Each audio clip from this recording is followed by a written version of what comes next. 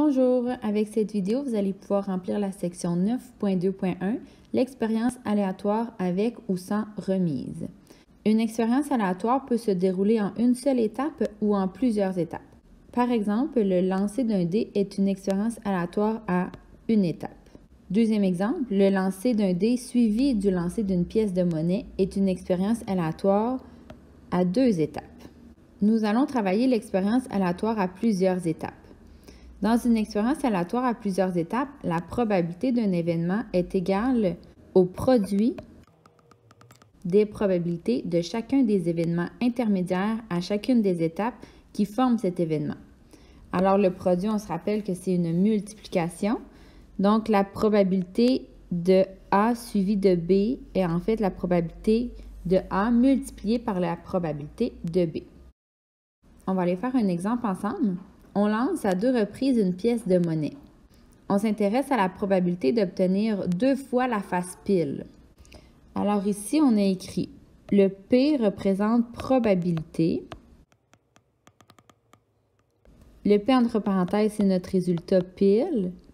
La virgule veut dire suivi de, et évidemment, un autre pile.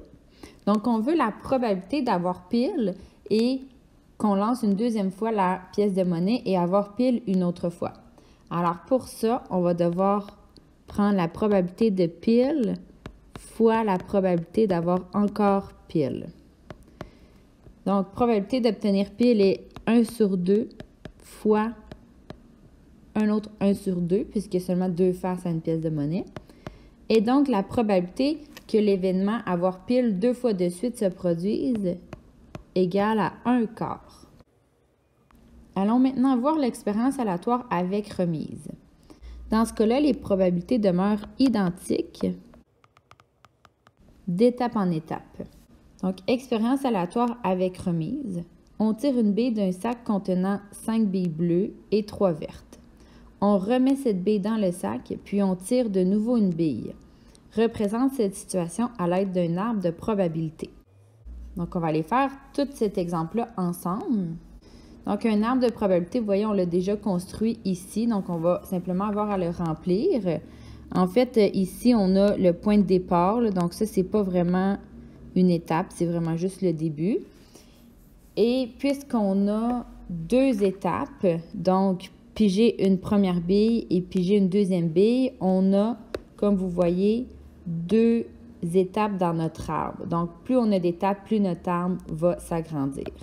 Alors, lorsqu'on tire la première bille, ce qu'on doit écrire en fait sur les lignes, c'est nos possibilités. Donc, on a la possibilité d'avoir une bille bleue ou une bille verte. Et sur les branches des arbres, on va écrire la probabilité. Donc là, avant ça, on a besoin d'avoir le total de billes. Donc, 5 billes bleues plus 3 vertes, ça nous donne 8. Alors, quelle est la probabilité de piger une bille bleue s'il y en a 5? C'est évidemment 5 sur 8. Et une bille verte, 3 sur 8. Donc, ça, c'est pour ma première étape. Ensuite, on dit, on pige une bille, on la remet dans le sac et on pige de nouveau. Donc là, advenant la situation où on a pigé une bille bleue, on la remet dans le sac. La deuxième bille, on a encore deux options, soit de piger une autre bille bleue ou une bille verte. Donc là, je vais tout de suite aller au résultat. Si c'est cet événement-là qui se produit, donc piger une bille bleue suivie d'une bille bleue, le résultat se nomme comme ça, bleu suivi de bleu.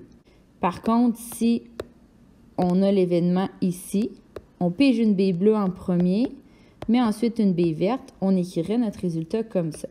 Encore une fois, on doit réécrire les probabilités à chaque étape. Donc, pour ma deuxième bille bleue, puisqu'on a remis toutes les billes dans le sac, la probabilité reste quand même 5 sur 8. Et pour vert, 3 sur 8. On fait la même chose en bas. Donc, si on a pigé au début une bille verte, la deuxième bille, on a encore l'option d'avoir une bille bleue ou une bille verte. Et puisqu'on les remet dans le sac, nos probabilités restent identiques.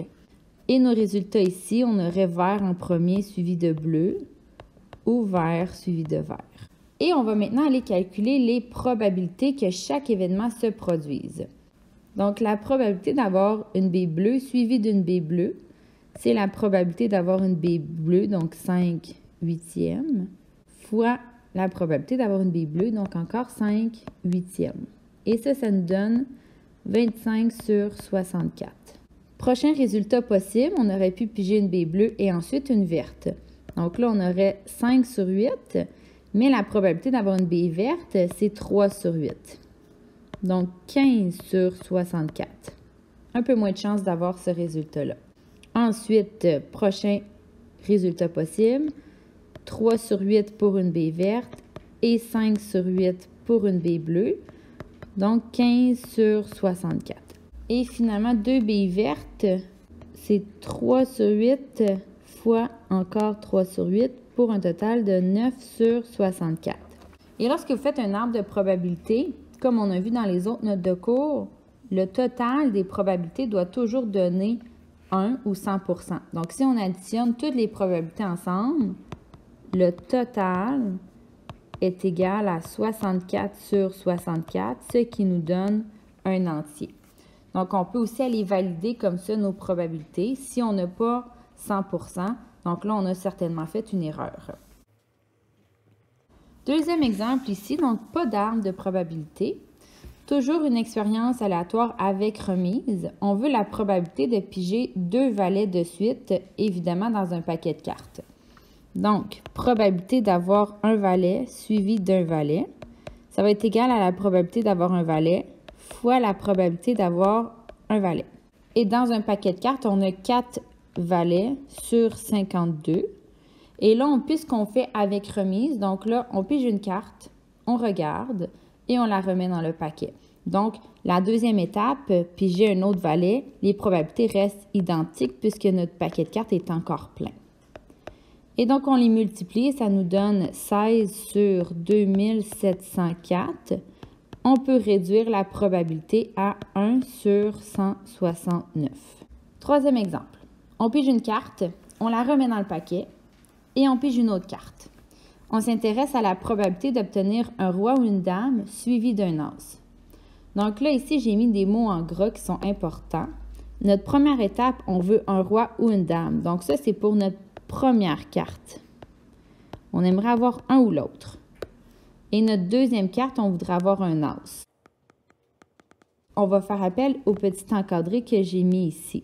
Lorsque vous voyez le mot « ou » ou un synonyme du mot « ou », on va majoritairement faire une addition, puisque ça augmente nos chances d'avoir le résultat escompté, puisqu'on a plus d'options. On veut un roi ou une dame.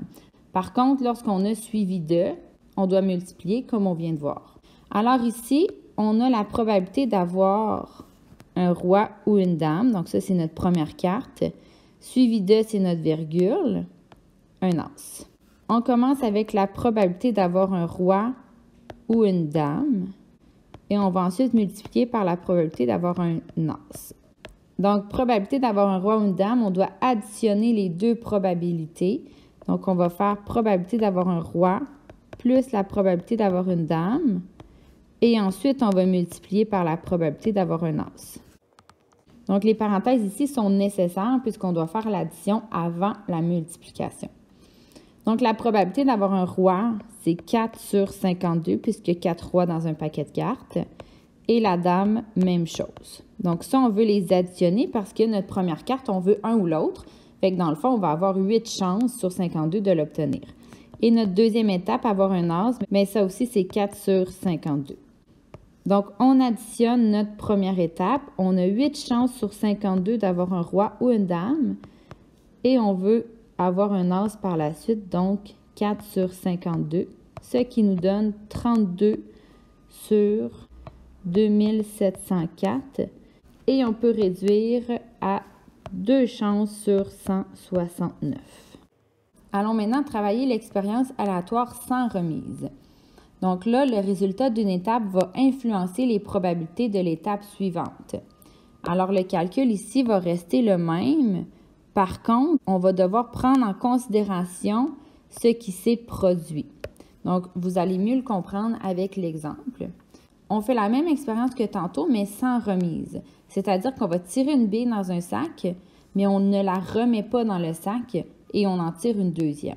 Donc là, il va y avoir moins de baies dans le sac lors de la deuxième pige.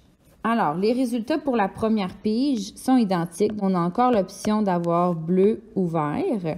Et au début, il y a 5 baies bleues sur un total de 8 et 3 baies vertes sur un total de 8. Ensuite, pour notre deuxième pige, on a encore la possibilité d'avoir bleu ou vert. Par contre, c'est les probabilités qui vont changer.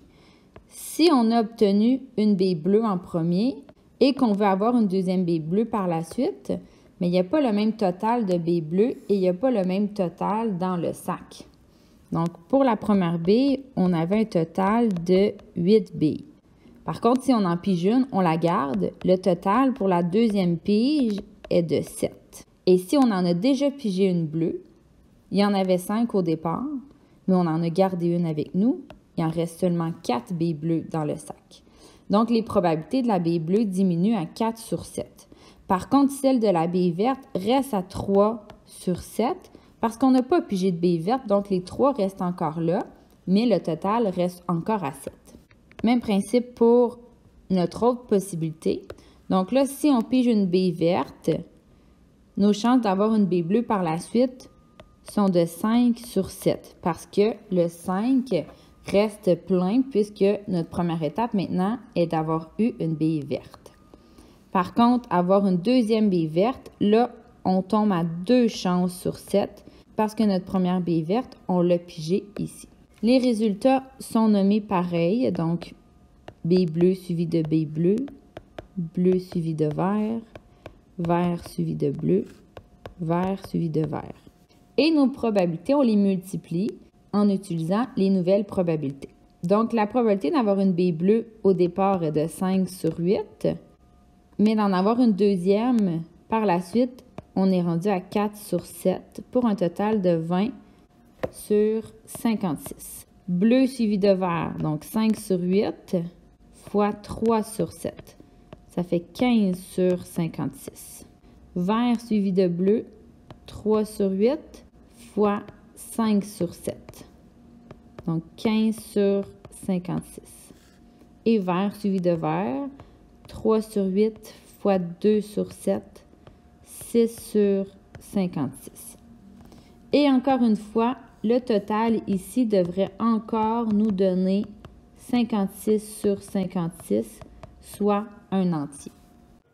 On va faire d'autres exemples avec des cartes, encore une fois. Donc, toujours sans remise, détermine la probabilité de piger une carte de cœur suivie d'une carte noire. Donc, la probabilité d'avoir une carte de cœur suivie d'une carte noire. Noir, c'est les trèfles et les piques. Donc, on va simplement prendre la probabilité d'avoir un cœur fois la probabilité d'avoir une carte noire. Dans un paquet de cartes, il y a 13 cartes de cœur, donc 13 sur 52. Par contre, ici, puisque c'est sans remise, la deuxième pige, il va rester seulement 51 cartes, puisqu'on va en avoir pigé une à notre première étape. Mais puisqu'on a pigé un cœur à notre première étape, les cartes noires vont rester complètes. Donc, dans un paquet de cartes, c'est la moitié du paquet qui est noir. Donc, c'est 26 cartes sur 51. Donc, ça nous donne un total de 338 sur 2652. Et on réduit ça à 13 chances sur 102. On va faire le même exemple que tantôt. Par contre, ici, on va garder la carte. Donc, on s'intéresse encore une fois à avoir un roi ou une dame suivi d'un as. Donc, comme tantôt, on va avoir besoin de la probabilité d'avoir un roi ou une dame. Donc, le ou, c'est un plus, fois qui est suivi de la probabilité d'avoir un as. Donc, probabilité d'avoir un roi est de 4 sur 52, plus la probabilité d'avoir une dame, 4 sur 52. Donc ici, les deux sont sur 52 parce qu'on veut le total des deux probabilités ensemble. Donc, ça reste toujours la première étape. Fois le nombre d'as, on a 4 as dans un paquet. Par contre, là, on va avoir pigé une carte en premier et on va l'avoir gardée. Donc, notre total diminue à 51. Alors, pour la première étape, On a 8 chances sur 52 d'avoir un roi ou une dame, suivi de 4 chances sur 51 d'avoir un as. On multiplie, donc 32 sur 2652. On réduit à 8 sur 663 chances que cet événement-là se produise. Donc, c'est tout pour les notes de cours. Une fois que vous avez terminé de tout remplir, votre travail est terminé.